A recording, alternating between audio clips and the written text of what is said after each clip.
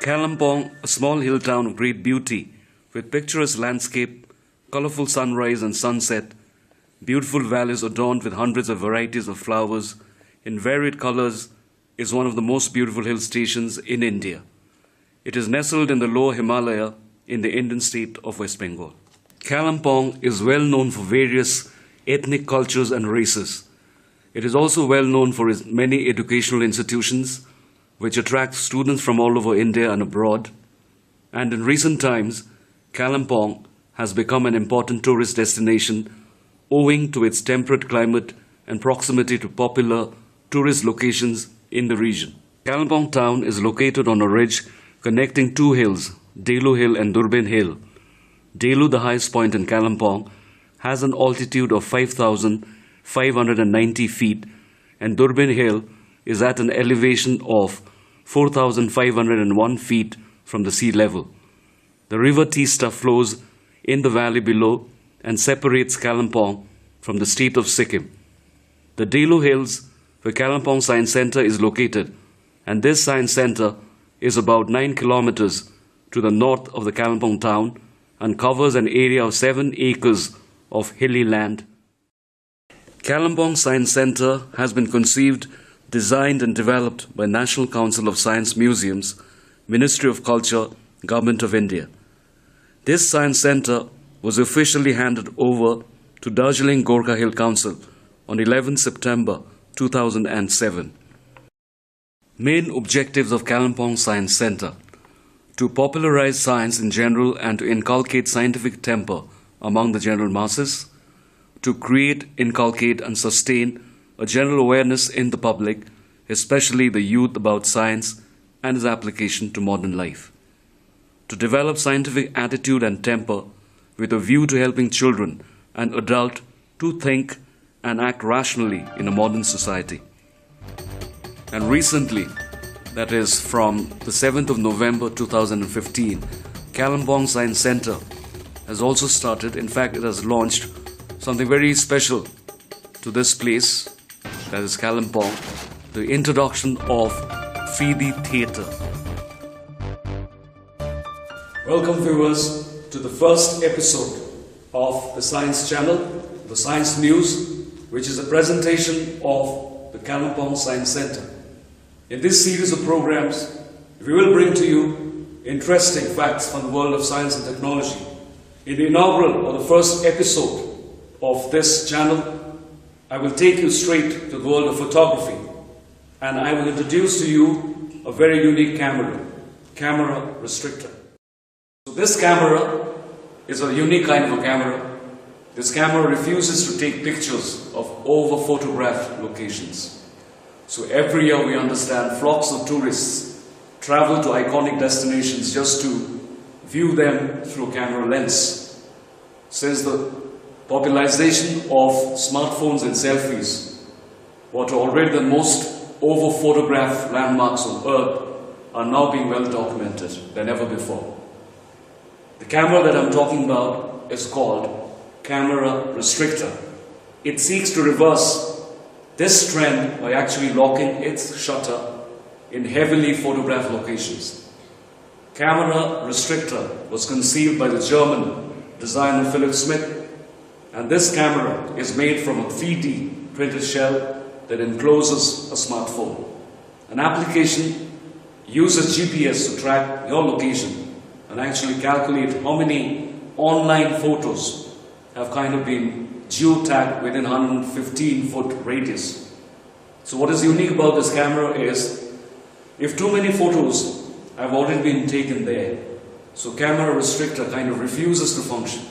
It allows you to start photographing once again, actually when you have actually moved to less documented area.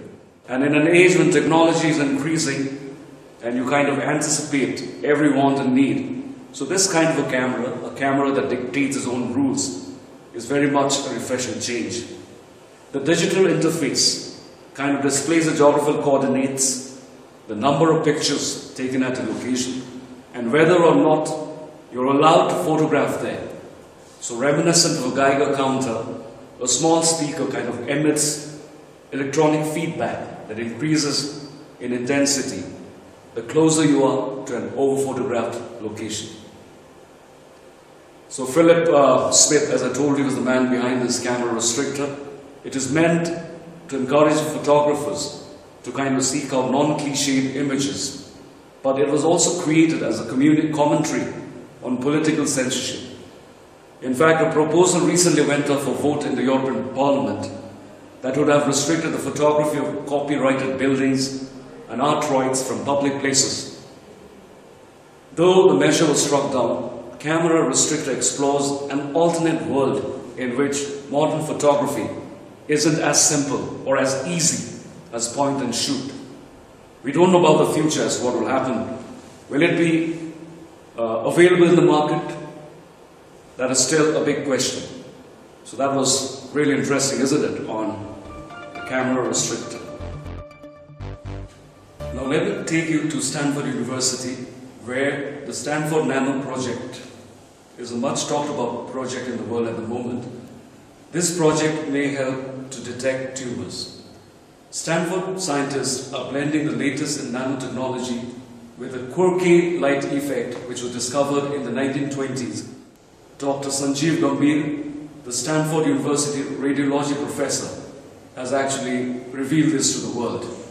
Gold silicon nanoparticles that are several thousand times smaller than the thickness of human hair, combined with Raman spectroscopy, can safely detect colorectal cancer, according to the study done in the organism mice.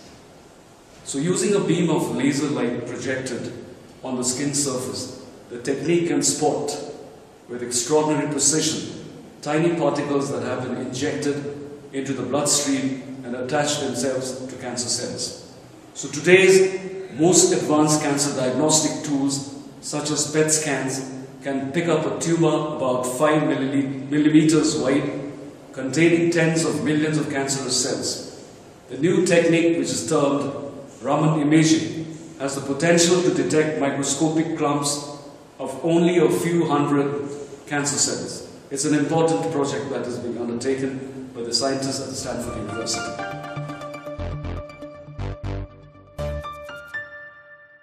We're all familiar with Facebook, viewers.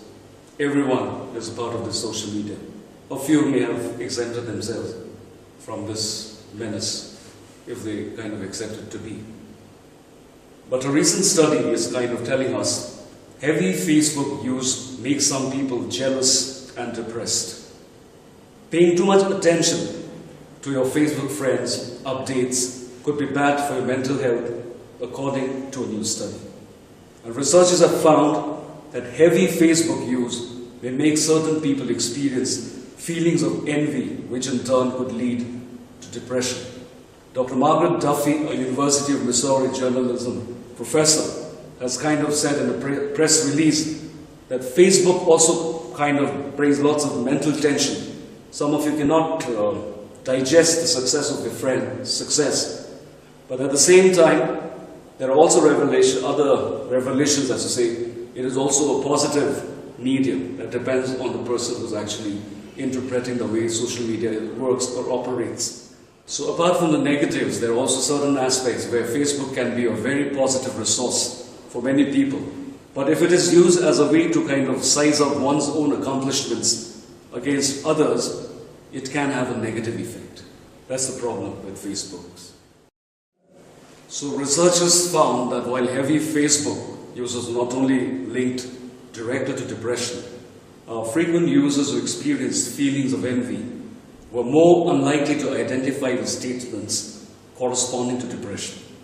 So these tended to be users who kind of compared their own lives to friends' photos of luxurious vacations, status updates about good news and so on. So kind of jealousy kind of emerges there for some people. So this study is far from the first to examine how Facebook impacts the psyche. So research from the past few years have kind of suggested that the longer people spend on Facebook, the worse they feel.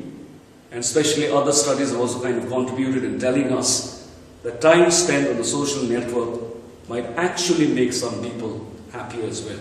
So lots of contradiction.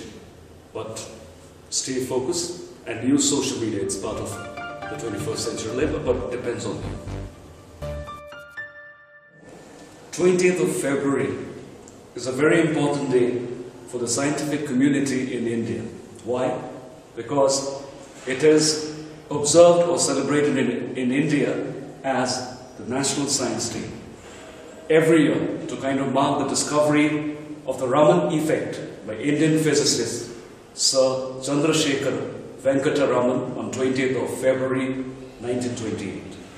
And for his discovery, Raman was awarded the Nobel Prize in Physics in 1930. So this National Science Day is celebrated as one of the main science festivals in India every year, during which students of the schools and colleges demonstrate various science projects, as well as national and state science institutions demonstrates their latest researches. So the celebration kind of also includes public speech, radio, television talk shows, exhibitions of science movies, science exhibitions based on themes and concepts, watching night sky, live projects and researchers demonstration, debates, quiz competitions, lectures, science models exhibitions, and many more activities. So a variety of programs also held for the common public and student community to popularize the science and technology in India. The Minister of Science and Technology gives a message through his or her speech at this day to the students, scientists, researchers, and general public of the nation. So what are the objectives of actually celebrating the National Science Day? So let's take a look at it.